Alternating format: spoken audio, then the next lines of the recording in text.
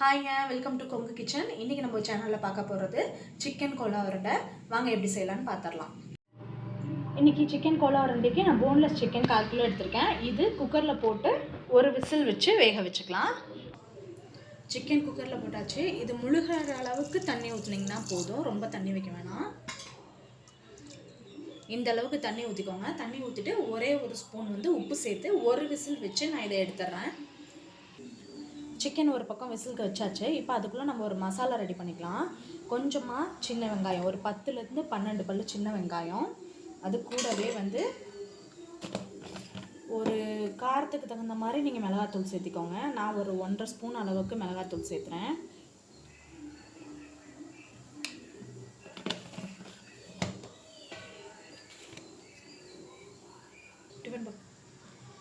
ரெண்டு ஸ்பூன் மல்லித்தூள்,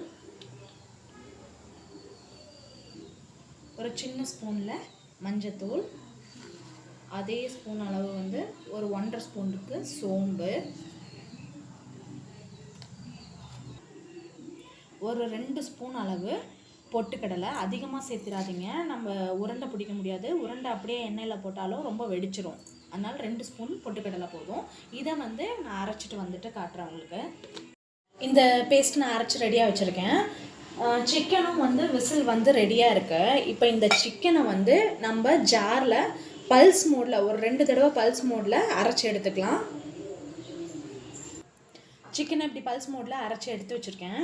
இப்போ இந்த மசாலா கூட நம்ம ஒரு ஸ்பூன் அளவு இஞ்சி பூண்டு சேர்த்துக்கலாம்.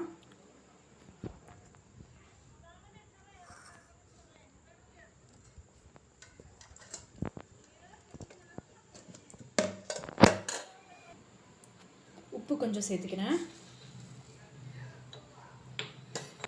இப்போ இது எல்லாத்தையும் ஒன்றோட ஒன்று நல்லா மிக்ஸ் பண்ணிக்கலாம்.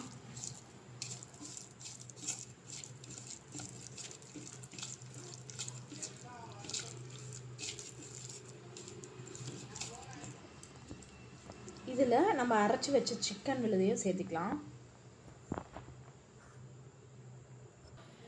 சிக்கன் சேர்த்திட்டேன். இது இந்த மசாலாவோட நல்லா பரட்டி விடுங்க.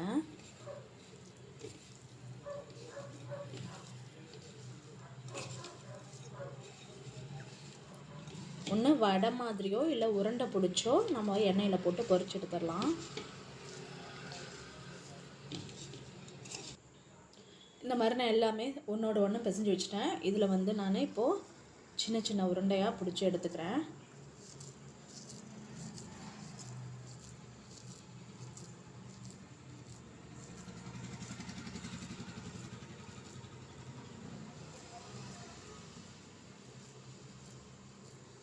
இந்த மாதிரி உருண்டை பிடிச்சி எல்லாத்தையுமே நம்ம வச்சிடலாம். எல்லாமே நான் இப்படி உருண்டை பிடிச்சி வச்சுட்டேன். இப்போ நம்ம இதை எண்ணெயில் பொரிச்சு எடுத்துடலாம். எண்ணெய் நல்லா ஹீட் ஆகிடுச்சு. இப்போ நான் 2 பாலாக இதை பொரிச்சு எடுத்துடுறேன்.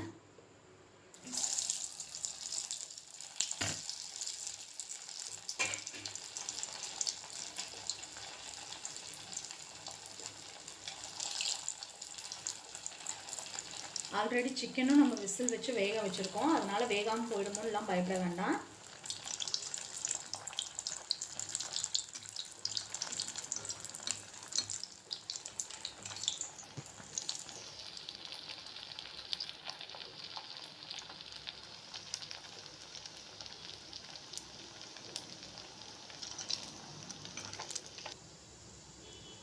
இப்போ நம்ம இதை எடுத்துடலாம்.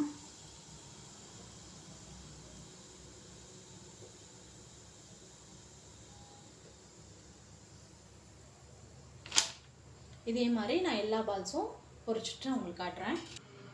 சிக்கன் கோலா உருண்டை ரெடி ஆயிடுச்சு. எப்படி இருக்குன்னு நீங்களும் செஞ்சு பார்த்துட்டு எனக்கு கமெண்ட் பண்ணுங்கள். கண்டிப்பாக கிட்ஸ்க்கெல்லாம் ரொம்ப பிடிக்கும். ட்ரை பண்ணி பாருங்கள். மட்டன் கோலா உருண்டையும் டேஸ்ட்டாக இருக்கும். அதுக்கு மாறாக சிக்கன் கோலா உருண்டை இது எப்படி இருக்குன்னு செஞ்சு பார்த்துட்டு எனக்கு கமெண்ட் பண்ணுங்கள். கண்டிப்பாக. Thank you so much. பிடிச்சிருந்தா சப்ஸ்கிரைப் பண்ணுங்கள்.